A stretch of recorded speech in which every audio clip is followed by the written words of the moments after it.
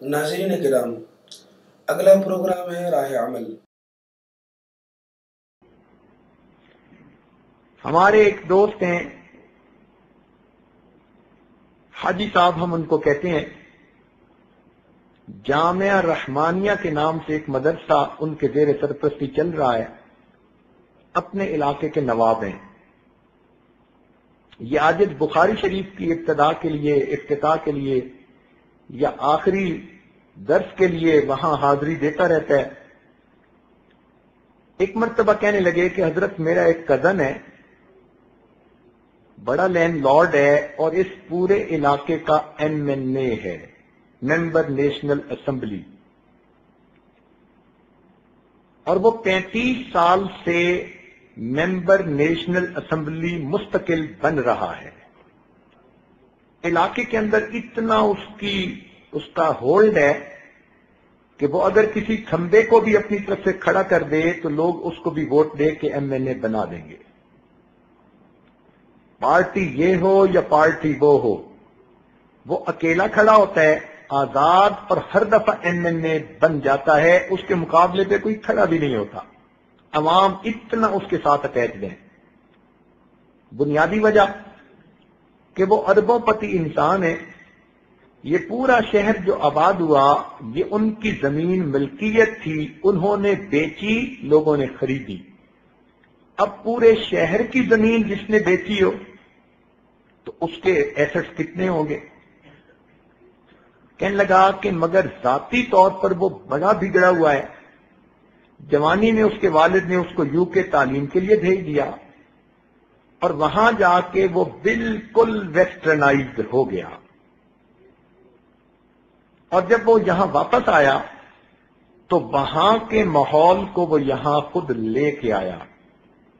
دین سے اس کو کوئی مس نہیں، گھر میں اس نے پینے پلانے کا سسٹم ابھی بھی رکھا ہوا ہے، اس کے پاس دن رات کے مہمان اب بھی آتے رہتے ہیں۔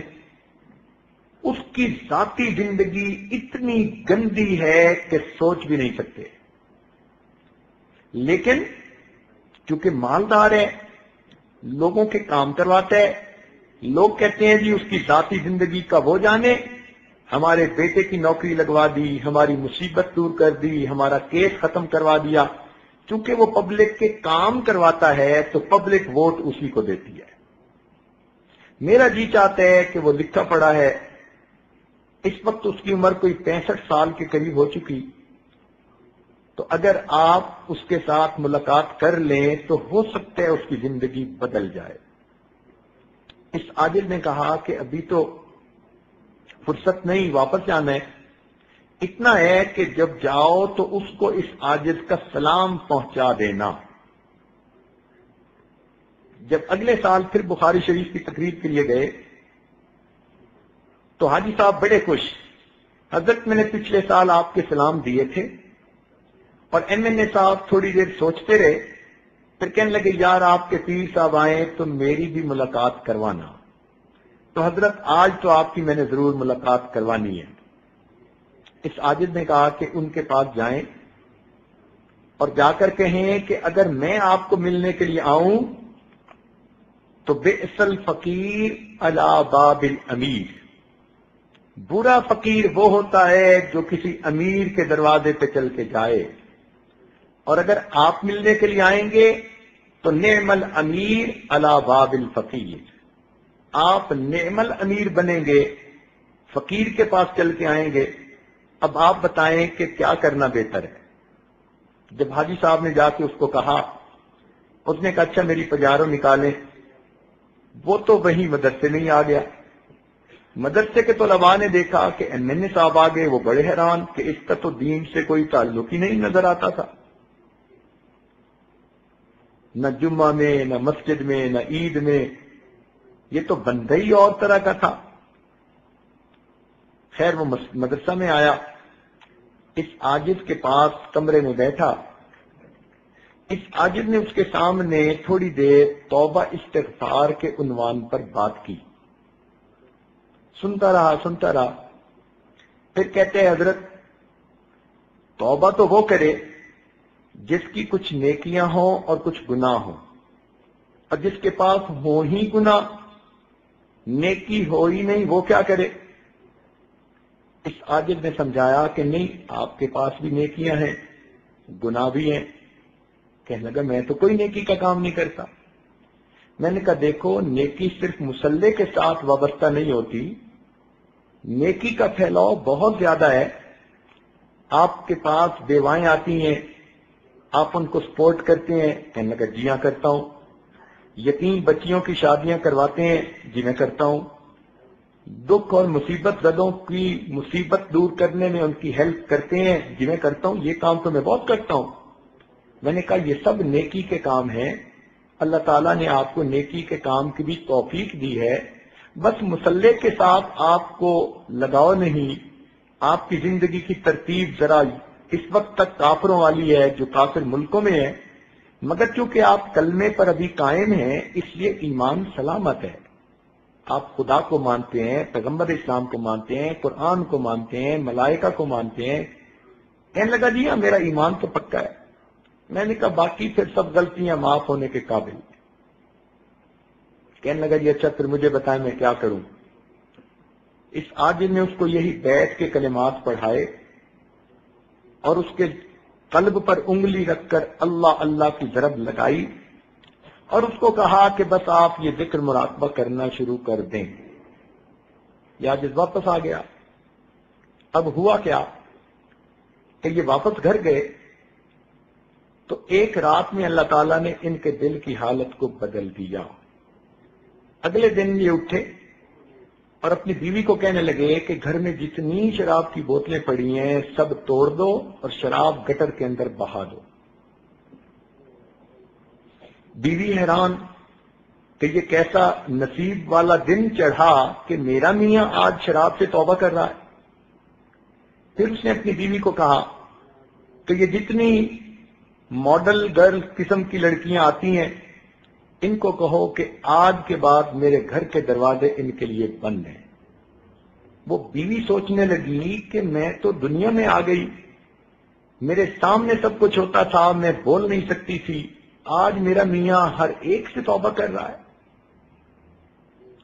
چنانچہ اس نے وہ جو 8-10 ماڈل قسم کی تھیں ان میں سے ہر ایک کو 10-10 لاکھ روپے دے کر ان کو کہا کہ جاؤ اپنا گھر خریدو، اپنا گھر بساؤ، آج کے بعد اس گھر میں تم نے نہیں آنا۔ ان سے بھی اس نے جان چھڑوا لی۔ اب تیسرے دن بیوی کے ساتھ بیٹھا ٹی وی پہ خبریں دیکھ رہا تھا تو ٹی وی پہ خبر لگی کہ حج پروازیں شروع ہو چکی ہیں اور حاجی لوگ جا رہے ہیں۔ اپنی بیوی سے کہتا ہے میری زندگی کے 65 سال گزر گئے، میں درجنوں مرتبہ یورپ امریکہ کا چکر لگا کے آیا مگر آج تک مجھے مکہ مدینہ دیکھنے کی توفیق نہیں ہوئی۔ میرا دل کرتا ہے میں بھی حج کروں۔ بیوی نے کہا کہ آپ تو ابھی جا سکتے ہیں، اس میں کیا رکاوٹ ہے؟ وہیں بیٹھے اس نے منسٹر آف ریلیجس افیئرز کو فون کیا کہ میں جانا چاہتا ہوں۔ اس نے کہا جناب آپ 35 سال سے ایم این اے ہیں، آپ ابھی آئیں تو ہم آپ کو ایز اے اسپیشل کیس ابھی بھیج دیں گے۔ چنانچہ اس نے اپنا سامان بنایا اور نیکسٹ ڈے اپنے شہر سے اسلام آباد پہنچا۔ انہوں نے حاجیوں کے ایک گروپ کا اسے امیر بھی بنا دیا اور اس کو روانہ کر دیا۔ اللہ تعالیٰ کی شان دیکھیے، حج کے سفر میں اللہ نے اس کی زندگی بدل دی۔ لوگ کہتے تھے کہ اس نے وہاں حاجیوں کی اتنی خدمت کی کہ پتہ ہی نہیں چلتا تھا یہ کوئی نواب ہے یا کسی کا زر خرید غلام ہے۔ ایسے مٹ کے خدمت کی اس نے، کھانے لا رہا ہے، حالانکہ یہ ہارٹ پیشنٹ بھی تھا۔ بہرحال جب یہ مدینہ طیبہ جانے لگا تو اس کے دل میں یہ بات آئی کہ میں اللہ کے محبوب کے در پہ حاضر ہو رہا ہوں، میں اپنی شکل تو بنا لوں پہنچنے والی۔ چنانچہ اس نے چہرے کے اوپر داڑھی والی سنت سجانے کی نیت کر لی۔ اب یہ حج کے بعد واپس آیا، لوگ حیران، سر پہ ٹوپی، چہرے پہ ریچھ سجی ہے، 5 وقت کا نمازی بن گیا۔ اب شہر کے علماء کو پتہ چلا تو سب علماء نے مل کے مشورہ کیا کہ پہلے تو ہماری صرف بنتی نہیں تھی، اب یہ نیک بن گیا، اب ہمارا حق بنتا ہے کہ ہم چل کے جائیں اور ان کو جا کر مبارکباد دیں۔ چنانچہ شہر کے 30-35 علماء ان کی ملاقات کے لیے گئے۔ یہ عصر کی نماز پڑھ کے فارغ ہوئے،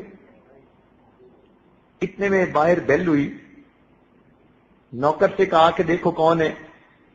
اس نے کہا جی علماء ملنے کے لیے آئے ہیں۔ چنانچہ اپنے ڈرائنگ روم میں آیا، سب علماء سے گلے ملا اور مل کے کہتے جی آپ بیٹھیں، میں آپ کے لیے زمزم کھجوریں لاتا ہوں، پھر میں آپ کو حج کی کارگزاری سناؤں گا۔ علماء بیٹھ گئے، گھر آیا، بیوی کو کہا کہ اتنے علماء ہیں، ان کے لیے زمزم کھجوریں دے دو۔ اس نے کہا بہت اچھا۔ چنانچہ وہ چھوٹے چھوٹے کپوں میں زمزم ڈالنے لگی، ان کے ہاتھ میں تسبیح، سر پہ ٹوپی، یہ اپنے بیڈ کے اوپر بیٹھ کر تسبیح پڑھنے لگے۔ اللہ تعالیٰ کی شان، اسی دوران ہارٹ اٹیک ہوا۔ جب بیوی زمزم لے کر آئی تو یہ اللہ کو پیارے ہو چکے تھے۔ پہلی زندگی دیکھیں کیا تھی، اور یہ دیکھیں کہ اللہ نے بیت کی برکت سے موت کیسی عطا کی۔ حج کر کے آئے ہیں، معافیاں مانگ کے آئے ہیں، چہرے پہ سنت سجائی، سر پہ ٹوپی ہے، باوضو ہے، عصر کی نماز پڑھی، ہاتھ میں تسبیح ہے، اور اس حالت میں ان کو موت آ جاتی ہے۔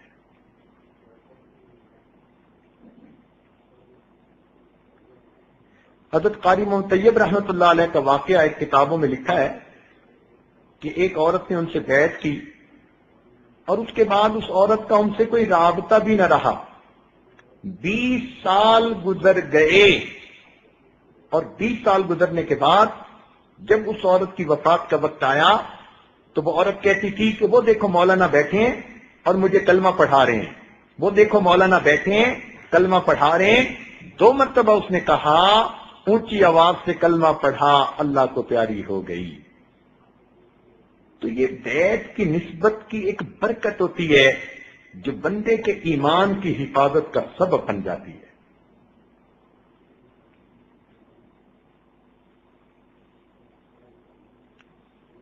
ہمارے ایک دوست ہیں، ان کا جوان بیٹا امریکہ میں 18 سال 17 سال کی جو عمر کو پہنچا تو وہاں کے کلبوں میں وہ پھنس گیا۔ والد اتنا پریشان، والدہ اتنی پریشان کہ کوئی حد نہیں۔ اب انہوں نے ساجد کے سامنے رونا رویا۔ ساجد نے کہا بھئی جیسا کیسا ہے بس اس کو بیعت کروا دو، اور پھر برکت دیکھو نسبت کی کہ کیا ہوتی ہے۔ اللہ تعالیٰ کی شان کہ اس بچے نے والدین کی بات مان کر بیعت کر لی، اور یہ نہ سمجھا کہ میرے ساتھ ہونے والا کیا ہے۔ اب مشائخ کی دعاؤں میں اس کا حصہ پڑ گیا، اللہ تعالیٰ نے اس کے دل کی دنیا کو بدلنا شروع کیا۔ 1 سال کے اندر وہ بچہ جو اپنی زبان سے کہتے ہیں کہ نیو یارک میں میرے پیچھے ایک وقت میں 10 لڑکیاں ہوتی تھیں جو مجھے گناہ کی طرف مائل کرتی تھیں، میں ایک کا فون بند کرتا تھا اور دوسری کا اٹینڈ کرتا تھا، دوسری کا بند کر کے تیسری کا اٹینڈ کرتا تھا، اور 10 کی 10 کو پتا تھا کہ اس کا 10 سے تعلق ہے، مگر سب کمپیٹ کر رہی تھی کہ اس کو کون اپنا لے۔ اس گناہ بری زندگی سے اللہ تعالیٰ نے اس بچے کو توبہ کی توفیق دی۔ اس وقت ایک دارالعلوم میں رابعہ کے اندر وہ پڑھ کر عالم بن رہا ہے۔ ایسی زندگیاں اللہ بدلتے ہیں۔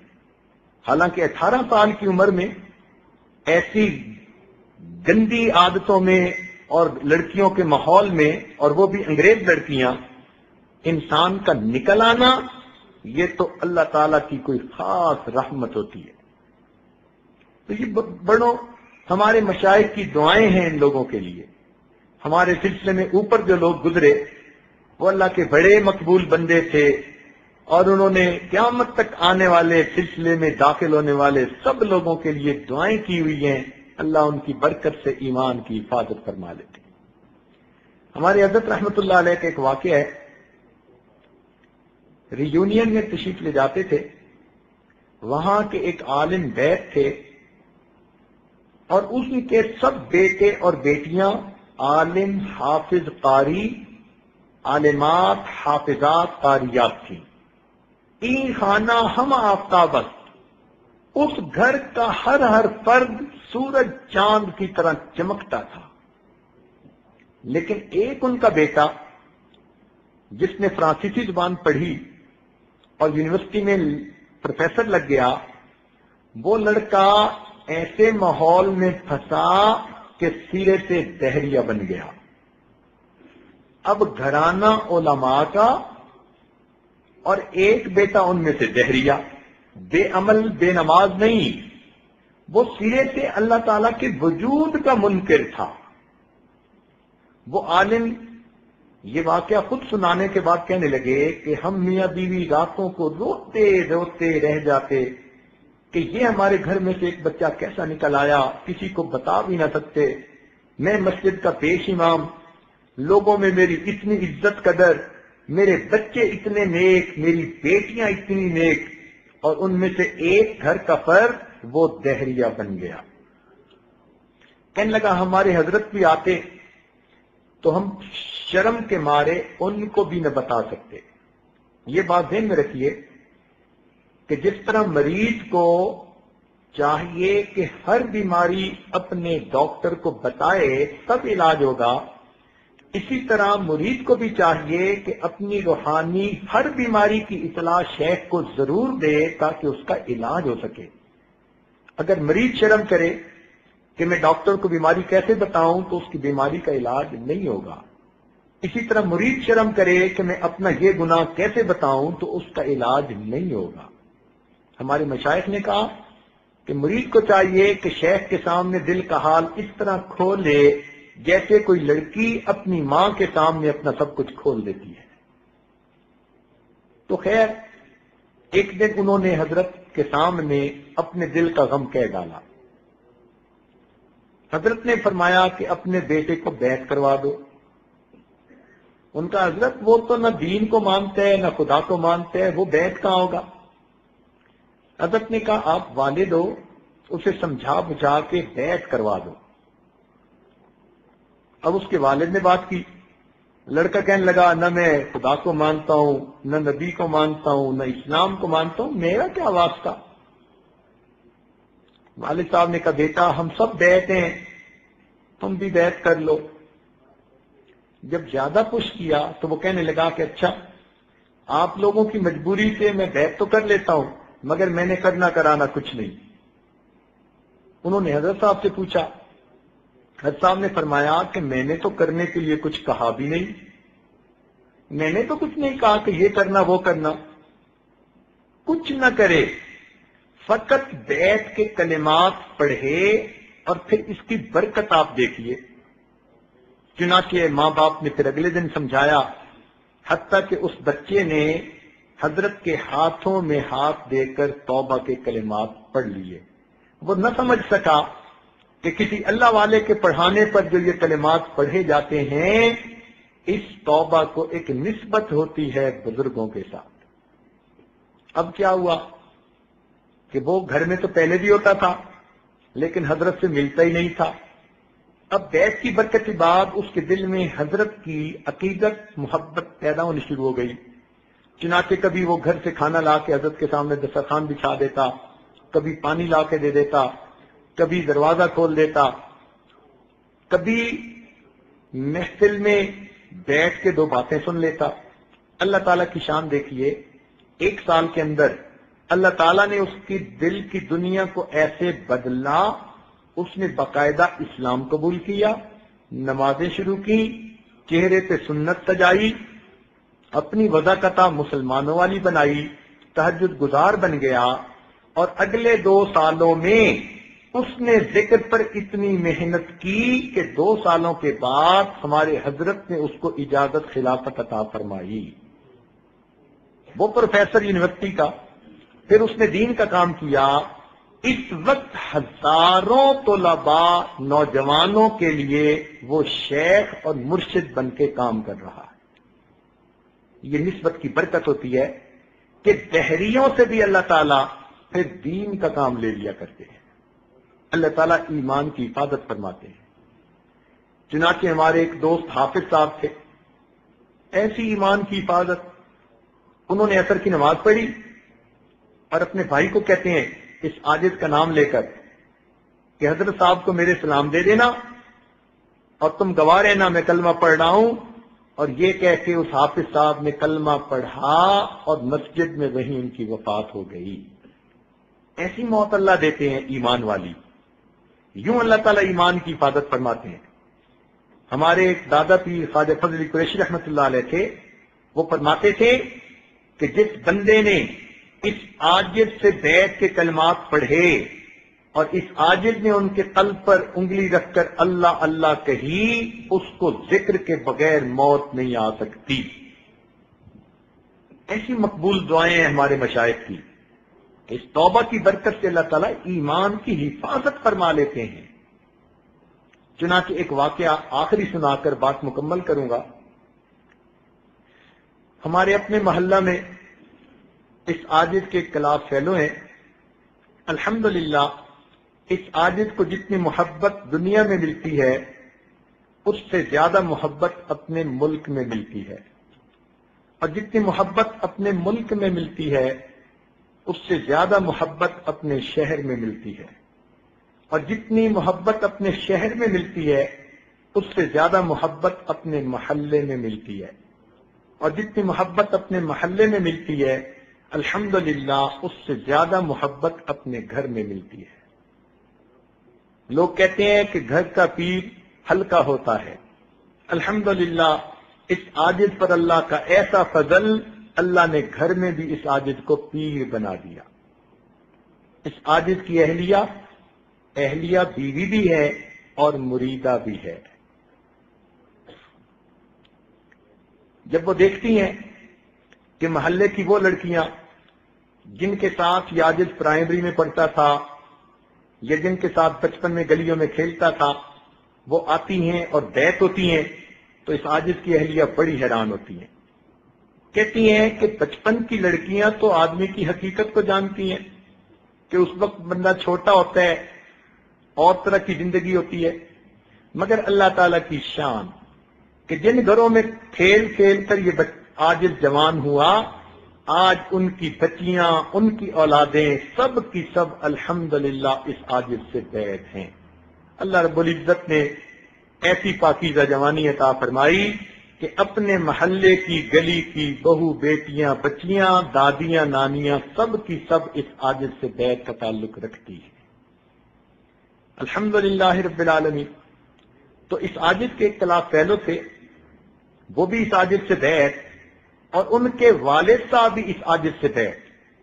حالانکہ ان کے والد تو میرے والد کی عمر کے تھے، مگر اللہ تعالیٰ نے محبت دل میں ان کے ڈال دی، لہذا انہوں نے اس عاجز سے بیعت کر لی۔ اب وہ جو میرے دوست ہیں انہوں نے یہ واقعہ مسجد کے اندر باوضو ہو کر سارے نمازیوں کو سنایا۔ یہ واقعہ ہم نے بھی سنا، تو ہم نے ان کو بلا کر خود بھی یہ واقعہ براہ راست سنا۔ وہ کہنے لگے کہ میرے والد صاحب بیمار تھے، توجہ سے بات سنیے گا، میرے والد صاحب بیمار تھے حتیٰ کہ ان کے آخری لمحات شروع ہو گئے۔ ہم 4-5 بھائی 2-3 بہنیں سب ان کی چارپائی کے ارد گرد بیٹھ کر دعائیں کرنے لگے، رونے لگے، کوئی قرآن پڑھ رہا ہے، کوئی یاسین شریف پڑھ رہا ہے، کوئی کلمہ پڑھ رہا ہے، کوئی رو رہا ہے۔ عجیب کیفیت تھی، اور والد صاحب آخری سانس لے رہے تھے۔ کہنے لگے کہ میں والد صاحب کے چہرے کے بالکل قریب ہو کر بیٹھ گیا اور میں نے اونچی آواز سے کلمہ پڑھنا شروع کر دیا۔ اتنے میں میری ایک بہن نے اشارہ کیا کہ ابو کے پاؤں تو بالکل ٹھنڈے بے جان ہو چکے۔ تھوڑی دیر بعد اس نے اشارہ کیا کہ دیکھو ابو کے گھٹنے بھی ڈھلک گئے، ٹانگیں ڈھلک گئیں۔ ہمیں ایسے لگ رہا تھا کہ جیسے ان کی روح گویا پاؤں کی طرف سے سمٹ کر گھٹنے تک آ گئی۔ سانس اکھڑا نہیں تھا، تیز ہو گیا تھا، اور لگتا تھا کہ بس چند منٹ کی بات ہے۔ کہنے لگے کہ ایسے میں نے والد صاحب کے چہرے کو متواتر دیکھ رہا تھا، والد صاحب کے ہونٹ بند میں کلمہ پڑھ رہا ہوں اور والد صاحب نے ایک مرتبہ بھی ہونٹ نہیں ہلائے کہ میں سوچتا کہ والد صاحب نے بھی کلمہ پڑھا. میرے دل میں یہ بات آئی، اے اللہ، کیا میرے والد صاحب کلمہ پڑھے بغیر دنیا سے جائیں گے؟ اس خیال کے آتے ہی میں اتنا رویا کہ کوئی حد نہیں. کہنے لگے اللہ نے میری مدد کی. میرے دل میں ایک خیال آ گیا. میں نے اپنے دل کے اندر دعا کی، اے اللہ، میرے والد صاحب کی بیعت کا تعلق فلاں سے ہے، اس عاجز کے بارے میں سوچا، اور ان کا بیعت کا تعلق فلاں سے ہے، اور یہ سلسلہ اوپر چلتے چلتے صدیق اکبر اللہ عنہ تک پہنچتا ہے. اے اللہ، اگر ان مشائخ کا تیرے ہاں کوئی مقام ہے، ان کی برکت سے ان کے ایمان کی حفاظت فرما دے. کہنے لگے میں نے اپنے دل میں یہ دعا مانگی، کلمح البصر، پلک چھپکنے کی دیر تھی، میرے والد صاحب نے ہونٹ کھولے، 5 مرتبہ کلمہ پڑھا، 5ویں مرتبہ روح پرواز کر گئی. یہ چھوٹی سی بات نہیں، اللہ رب العزت ایمان پہ موت عطا فرما دیتے ہیں، اس نسبت کی حفاظت ہو جاتی ہے. تو اس لیے یہ بیعت ایک روحانی تعلق ہے جو مشائخ کے ساتھ ہوتا ہے. اللہ تعالیٰ دنیا کی مصیبتوں سے بھی محفوظ فرما دیتے ہیں اس کی برکت سے، اور اللہ تعالیٰ ایمان کی بھی حفاظت فرماتے ہیں. بالخصوص جوان بچے بچیوں کی زندگی میں انقلابی تبدیلیاں بندہ خود محسوس کرتا ہے. اللہ تعالیٰ ہمیں اپنے مشائخ کی اس نسبت کی حفاظت کی توفیق عطا فرمائے، اور اللہ تعالیٰ ہمیں ایمان پر موت عطا فرمائے، اور قیامت کے دن نبی علیہ السلام کے ہاتھوں حوض کوثر کا جام عطا فرمائے. اب چند باتیں معمولات کے بارے میں کہ جو مستورات بیعت ہو چکی ہیں یا ابھی ہوں گی اس محفل میں، چونکہ آج رمضان شریف کی آخری محفل ہے، اس وقت بھی ہم توبہ کے کلمات پڑھیں گے. جو پہلے بیعت ہو چکی وہ تجدید بیعت کی نیت کر لیں گی، جو نئے سرے سے بیعت ہونا چاہیں گی وہ بیعت کی نیت کر لیں گی، اور جو دوسرے مشائخ سے عورتیں بیعت ہیں وہ فقط توبہ کی نیت کریں گی، تاکہ محفل میں توبہ کی قبولیت میں وہ بھی شامل.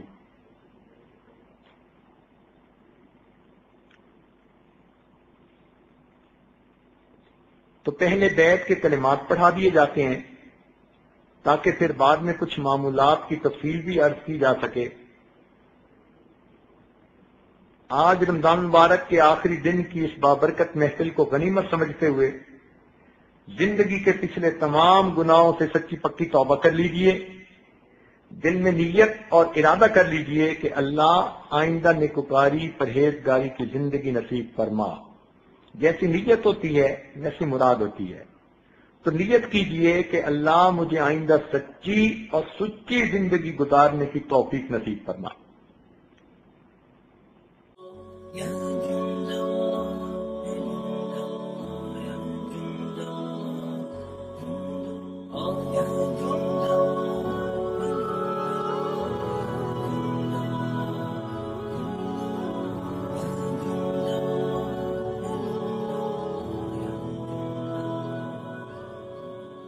Yeah.